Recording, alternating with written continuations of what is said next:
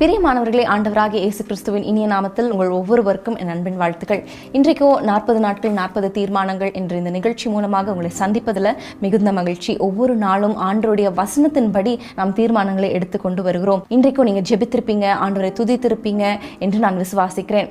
Okay, இன்றைக்கு என்ன தீர்மானம் எடுக்க போறோம் என்பதை எபிரேயர் 13:6 நம்ம வாசிக்கலாம். அதனாலே நாம் தைரியம் கொண்டு, கர்த்தர் எனக்கு சகாயர், நான் பயப்படேன், மனுஷன் எனக்கு என்ன செய்வான் என்று சொல்லலாமே. பிரியமானவர்களே, இந்த வசனம் சங்கீதம் 118:6 தாவீது சொன்ன வசனங்களை திரும்ப அறிக்கை செய்து சொல்லலாமே என்று சொல்லி அவர்கள் அறிக்கை செய்து சொல்லியிருக்கிறாங்க. இன்றைக்கும் நம்ம விசுவாச அறிக்கைகள், வாக்குத்தத்தங்களை விசுவாசம் அறிக்கை செய்ய நம்ம தீர்மானிக்க போகிறோம். பழைய ஏற்பாட்டில் அநேக பரிசுத்தவான்கள் ஆண்டவருடைய வாக்குத்தத்தங்களை சொல்லி, நீர் சொன்னீரே, எனக்கு வாக்குத்தத்தம் செய்தீரே என்று சொல்லி பல ஆசீர்வாதங்களை பெற்றுக்கொண்டிருக்கிறாங்க. ஆபிரகாமை குறித்து பார்க்கும் பொழுது, ஆண்டவரிடத்துல, ஆண்டவரே நீர் என்னுடைய சந்ததியை பெருக பண்ணுவேன் சொன்னீரே, மிகவும் திரளா என்னை பெருக பண்ணுவேன்னு சொன்னீரே என்று சொல்லி அவர் அந்த வாக்குத்தத்தங்களை சுதந்திரித்துக் கொண்டார்.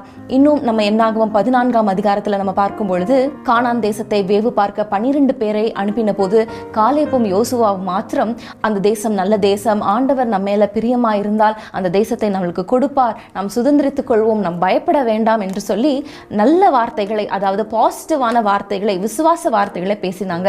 அந்த விசுவாச வார்த்தையை பேசினவர்கள் மாத்திரமே அந்த கானான் தேசத்திற்குள் பிரவேசித்தாங்க. மீதியான பேர் வழியிலே இறந்து விட்டாங்க. பிரியமானவர்களே, சூழ்நிலை எதிர்மறையான சூழ்நிலை தான், சூழ்நிலை சாதகமற்ற ஒரு சூழ்நிலை தான். ஆனாலும் இவர்கள் பேசின வார்த்தைகள் விசுவாச வார்த்தைகளா இருந்தது. வாக்குத்தத்தங்களை பிடித்து கொண்டாங்க. ஆண்டவர் நம்மளுக்கு கானான் தேசத்தை தருவார், பாலும் தேனும் ஓடுகிற தேசத்தை தருவார் என்று விசுவாசிச்சாங்க. அந்த வாக்குத்தத்தத்தை அறிக்கை செய்தாங்க. ஆண்டவர் கொடுப்பார் என்று அவங்க அறிக்கை செய்தாங்க. இன்றைக்கும் நம்ம வாக்குத்தத்தங்களை அறிக்கை செய்ய அழைக்கப்படுகிறோம். ஜனவரி 1ஆம் தேதி ஆண்டவர் நம்மளுக்கு வாக்குத்தத்தம் கொடுத்திருப்பார்.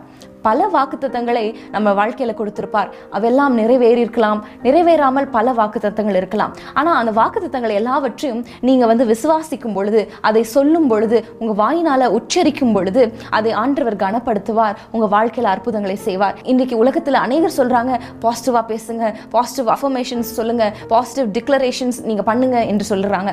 ஆனா ஆண்டவர் அன்றைக்கே சொல்லி இருக்கிறார், நீங்க சொல்லலாமே, வேதத்தில் அன்றைக்கே எழுதப்பட்டிருக்கிறது, சொல்லலாமே என்று. இன்றைக்கு ஒரு தீர்மானம் எடுக்கலாமா? நான் விசுவாச வார்த்தைகளை பேசுவேன், ஆண்டவர் கொடுத்த வாக்குத்தத்தங்களை அறிக்கை செய்து நான் ஜெபம் பண்ணுவேன். ஹல்லேலூயா.